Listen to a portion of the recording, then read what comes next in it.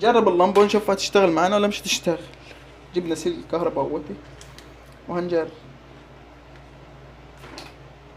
كده اللمبة اشتغلت معانا اهيتي. بسم الله الرحمن الرحيم، وبه نستعين، والصلاة والسلام على أشرف المرسلين سيدنا محمد صلى الله عليه وسلم. السلام عليكم ورحمة الله وبركاته. النهاردة معانا لمبة ليد.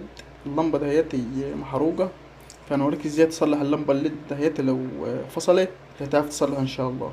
هتفك اللمبة عادي زي كده اهوتي، وهتبص في اللنط هنا اهو. هنبص في اللنط كده ناظرة، لو لقيت في لمبة ضاربة فيهم هتلاقي فيها علامة سودة زي اللمبة دي.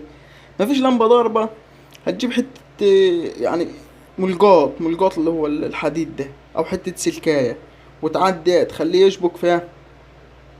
هتجيب الضربة. احنا هنا اللمبة، احنا عندنا اللمبة دي فيها لمبة ضربة اهيت، فيها علامة سودا اهيت. حتى لو تشوفها، بص العلامة السودا دي، ده كده لو الله. فانت هتاخد نظرك كده، ما لقيتش حاجة بتعمل ايه؟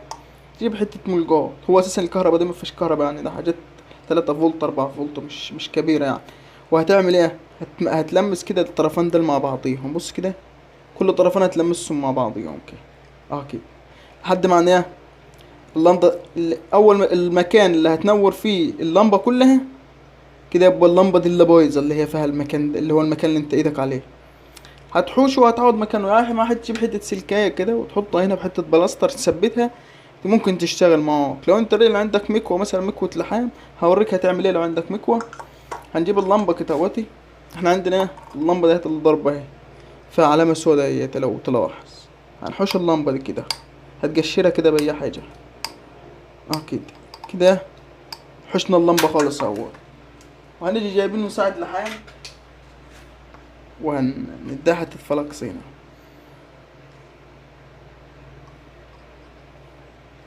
ده مساعد لحام.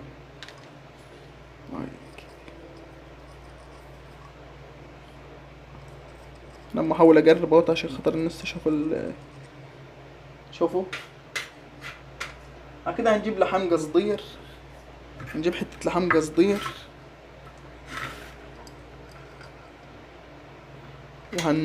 هنمشي عليها بيه.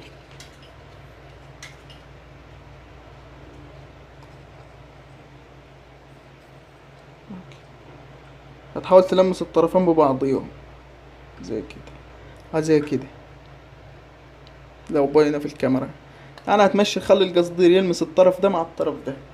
او لو ما عندكش قصدير، بحتة سلكاية بتاعت سلك المواعين ده، وحتة بلاستر بس مع السخونة ممكن يقع، او الحمامير وتثبتها هنا. لو انت ما عندكش مكوى، عندك مكوى يبقى زي ما احنا ما نعمل كده واشتغل على طول، ان شاء الله هتشتغل معاك.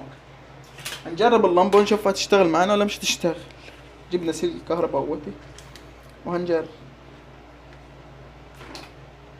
كده اللمبة اشتغلت معانا اهيتي. اللمبة اشتغلت معانا تمام اهيتي